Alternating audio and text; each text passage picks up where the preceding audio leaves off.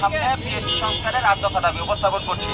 দফা 1 ক, প্রশ্ন ফাঁসে জড়িতদের বহিষ্কার ও শাস্তির ব্যবস্থা করতে হবে 46তম বিসিএস। দফা 1 খ, ভবিষ্যতে 46তম বিসিএস বাতিলের কোনো সম্ভাবনা তৈরি হবে না, এই নিশ্চয়তা দিতে হবে। এই দুইটা নিশ্চিত করতে হবে 46-এর রিটেনে বসার পূর্বে। দফা 2, 45তম বিসিএস থেকে ভাইবার নাম্বার 100 করতে হবে, প্রিলি রিটেন ও লিখিত ভাইবার মান প্রকাশ করতে হবে, লিখিত পরীক্ষার ন্যূনতম 2 মাস আগে রুটিন ঘোষণা করতে হবে। দফা 3, প্রত্যেকটা বিসিএস এর সুনির্দিষ্ট রোডম্যাপ প্রণয়ন করতে হবে স্টেক হোল্ডারদের সাথে আলোচনা সাপেক্ষে। আসন্ন জুলাই মাসের ভেতরে 44 বিসিএস এর কার্যক্রম সম্পূর্ণ শেষ করতে হবে, তারপরে 46-এর রিটার্ন নিতে হবে।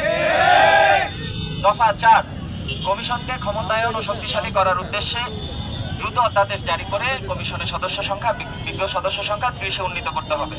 দফা 5, লিখিত খাতার মূল্যায়নে অনেক তারতম্য হয় এবং খাতা হারিয়ে যায়। আমাদের সুস্পষ্ট দাবি, লিখিত খাতা কমিশনে বসেই দেখার ব্যবস্থা করতে হবে।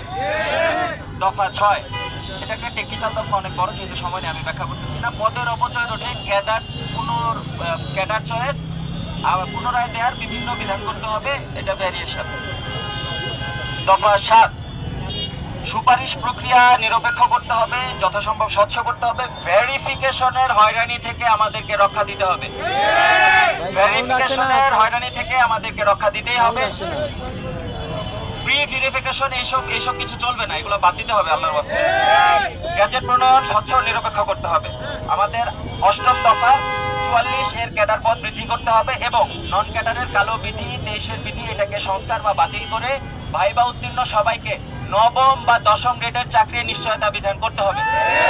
এই হচ্ছে আমাদের 8 দফা। আমি ফাইনালি একটা মন্তব্য করি, আপনারা একটু শুনবেন। আমরা আসলে কারা? আমরা ভবিষ্যতে পররাষ্ট্র, পুলিশ হব, আমরা প্রশাসন হব, আমরা বেসিক্যালি সিভিল সার্ভিসের সদস্য হব, আমরা দেশ চালাবো। ভাই, আমরা বোকাশোকা মানুষ না, আমরা অনেক কিছু বুঝি।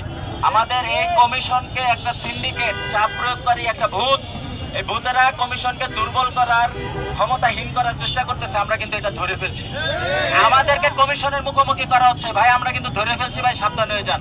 কমিশনকে কিভাবে রক্ষা করতে হবে, ক্ষমতায়ন করতে হবে আমরা খুব ভালো করে জানি। এই কমিশনের আশপাশ থেকে এই ভূত যারা, ভাই ভূত সরিষা দিয়ে ভূত তারাই দিব। ভাই আপনারা জাস্ট সাবধান হয়ে যান, কমিশনের সামনে আমাদের মুখোমুখি হবে না, কারণ আমরা ধরে ফেলছি আপনারা ষড়যন্ত্র করতেছেন। আপনারা পারবেন না, এই কমিশন থাকবে, আমরা কমিশনকে শক্তিশালী করব, আমাদের সকল দাবি আমরা আদায় করে নিব। এটা চ্যালেঞ্জ করে দিলাম, আমাদের পক্ষ থেকে চ্যালেঞ্জ করে দিলাম, এইসব ষড়যন্ত্র চলবে না। আমরা ধরে ফেলছি আপনারা কারা, কোথায় ভূত, এই দোসরের ভূত কারা আমরা ধরে ফেলছি। ধন্যবাদ সবাইকে।